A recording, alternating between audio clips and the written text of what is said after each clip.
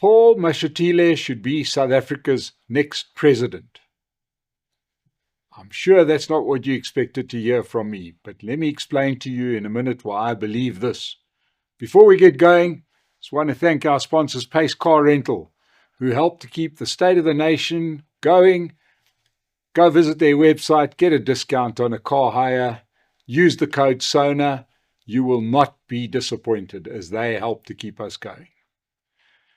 So, we may not like the ANC. In fact, some of us distinctly do not like the ANC. And we would love to see a better alternative. But right now, and for the foreseeable future, at least in the next election, they will remain the biggest political party in South Africa. And allow me to explain why.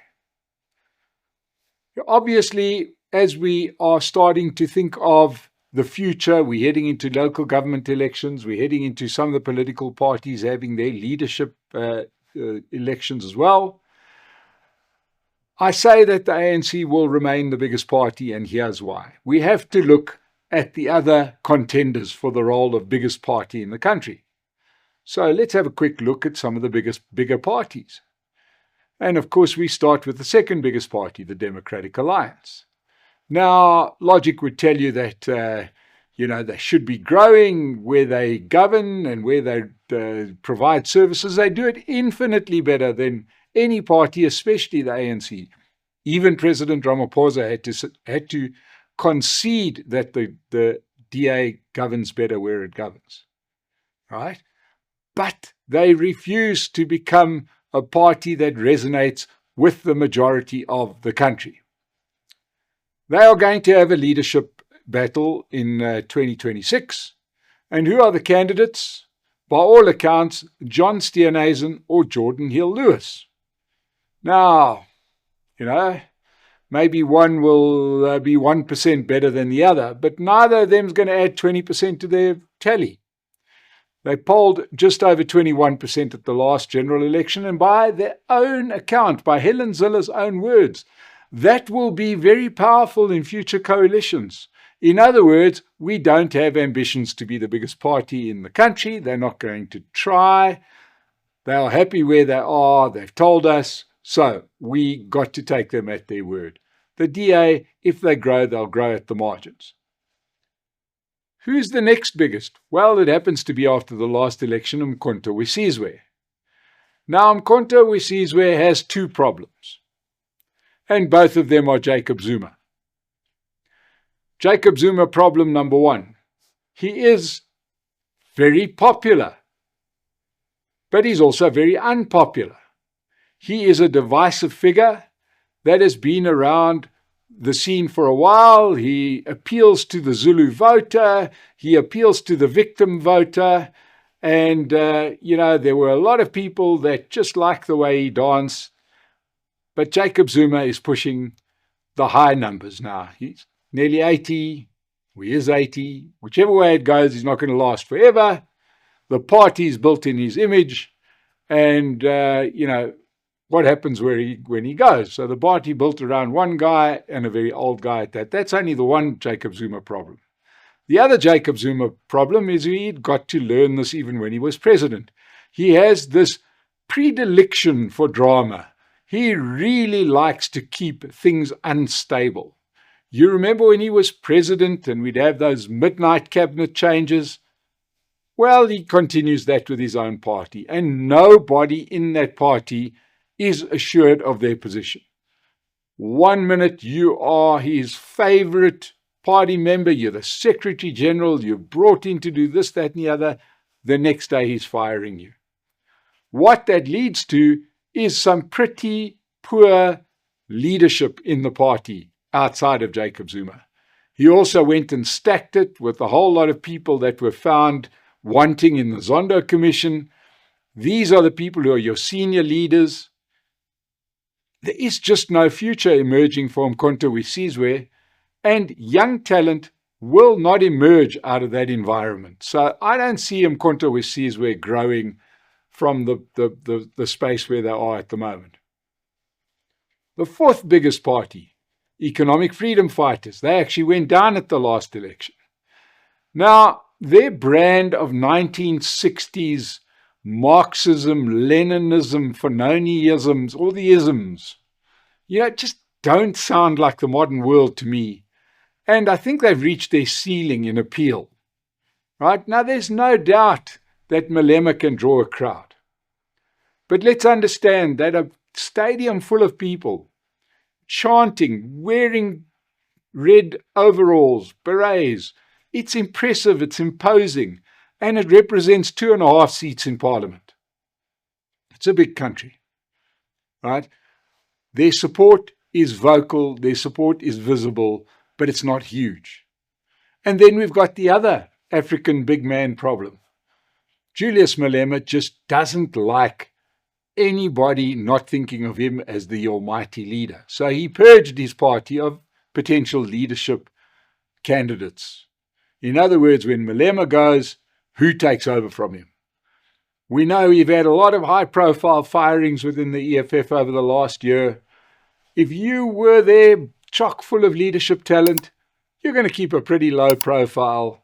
And this means that right now, as enigmatic and as good a politician as he may be, Julius Malema remains a polarizing figure, and his party won't grow beyond Julius Malema's own appeal, and we've already seen that topped out.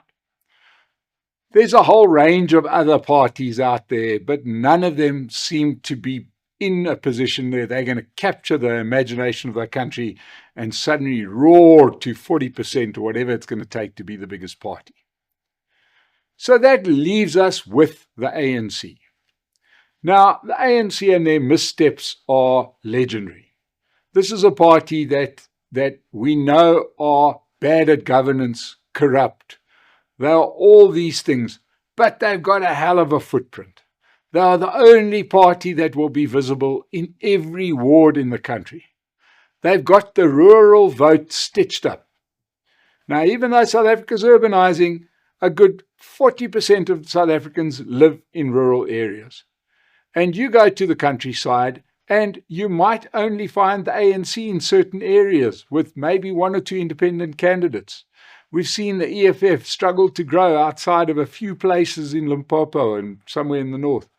Mkhonto Wesizwe has got some penetration within rural KZN, but they're about the only party. So in other words, the ANC, even on a bad day, ends up with more than 30% of the vote just because they're the only party that rural South Africa understands. So, which brings us to the question about succession in the ANC. Now, rumours abound at the moment. Rumours abound about the imminent resignation of Cyril Ramaphosa. And recently, we saw the spectacle of Cyril Ramaphosa showing a bit of backbone. Doesn't happen a lot. At an NEC meeting saying, stop these rumours about me resigning. Come out of there, you cowards. Let's talk about it in full view. Point is that he's entering this term that we've coined in South Africa, the departure lounge for politicians. In many other countries, they call it lame duck presidencies, and that's usually after into the person's last term, when you know that they can't be the next president by law. So in other words, Cyril Ramaphosa is serving his 2nd term. So in other words, he can't serve a 3rd term as president. You have what is called the lame duck president. And that's when people around him start realizing, well, we just have to tolerate this guy for another year or 2. There'll be a new leader. So let me just go and be nice to the new guy and not really worry about this guy who won't be around for much longer. There was talk of him resigning after his ego-fueled G20 jamboree. But it's not going to happen. He will probably last until the ANC's elective conference, which happens at the end of 2027, and he'll probably be recalled or he'll resign. He looks like a man being held against his will as it is. But the big question is, who succeeds him?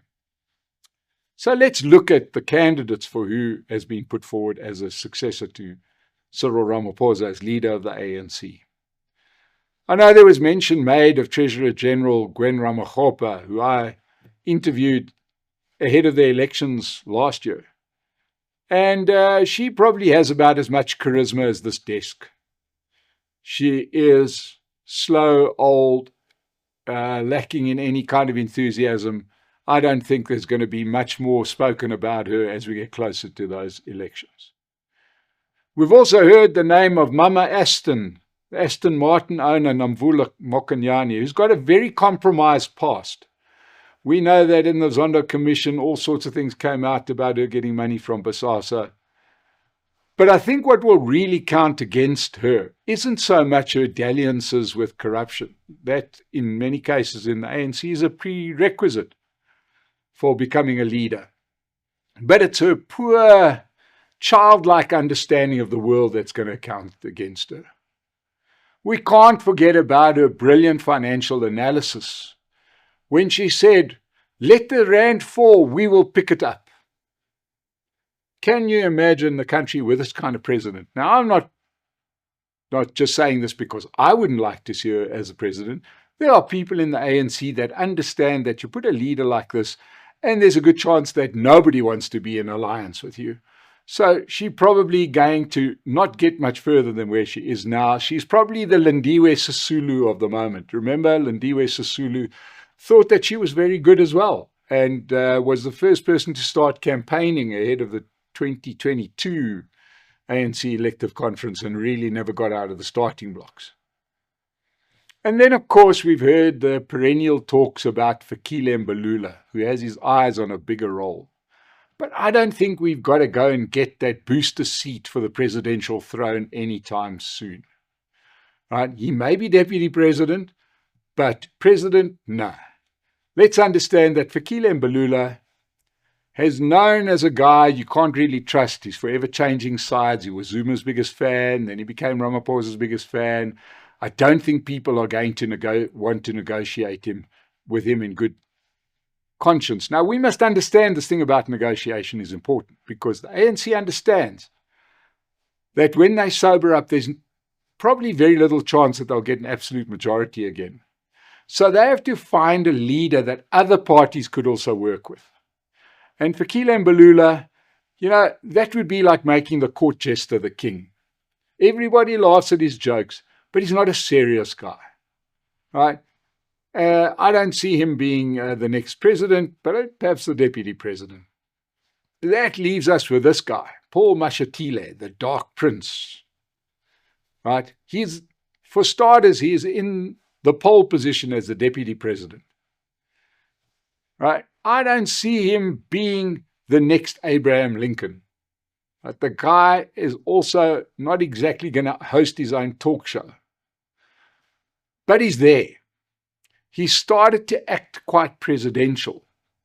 And suddenly he's become the big advocate of the government of national unity. This after he tried the other side, where he was the big advocate for what Helen Zille calls the doomsday coalition of the ANC, MK, and EFF. But I think that being the astute politician he is, and let's give him his due, he's a survivor, he understands politics. He understands that you can only steal money when you're in power. He quickly realized that the country likes the GNU, and he quickly realized that he'll be the good cop within the GNU and keep it together. And he's got that role, which means that he's probably won the support of those partners who are in the GNU and will probably be in coalition discussions in the future. So, yeah, it's very hard for me to suddenly find myself in favor of a Paul Mashatile presidency. But before you think I've lost my marbles completely, allow me to explain why I think he should be president. Will be and should be. We know that the man is compromised. When they start writing books about your exploits, it's well known. This is a guy who's amassed a 100 million rand property portfolio for civil servant salary. Quite clearly, he's good at working, overtime. And when he was a senior politician and at one point the premier in Gauteng, stories abounded about his Alex Mafia that seemed to really run the place and get a lot of tenders and get very wealthy along the way. But the guy has got a broken moral compass. And it's that very broken moral compass that swings it for me. Because at this stage of South Africa where we find ourselves, we need a compromised president.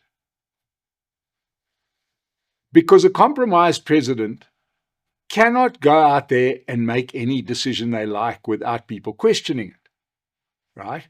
We know from the scandal-prone King of Nkandla and our sofa-stuffing Prince of Palapala that once a president has that whiff of scandal next to their name, attached to their name, the media, Parliament, everybody is on your case, and you just cannot make decisions without a massive amount of scrutiny. And we need a president whose every move is scrutinized, because, my word, we could strike it lucky and we could get the leader that makes every right decision. But I don't see one out there. So I'm thinking that I would rather have a president who's not trusted rather than a president who is trusted. We're just not ready for that yet. We remember the presidency of Thabo Mbeki, where there was no hint of scandal around him personally. It allowed him to make decisions any way he liked. He was beyond reproach. And he made some very good decisions. He also made some horrendous decisions. He killed nearly 500,000 South Africans by saying HIV doesn't cause AIDS.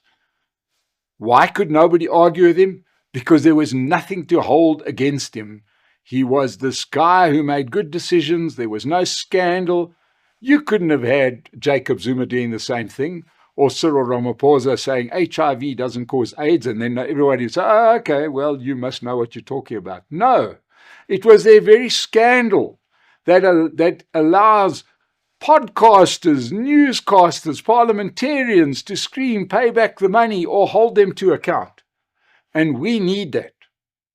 So, I am not saying that South Africa doesn't need a good leader. I would love South Africa to have a great president.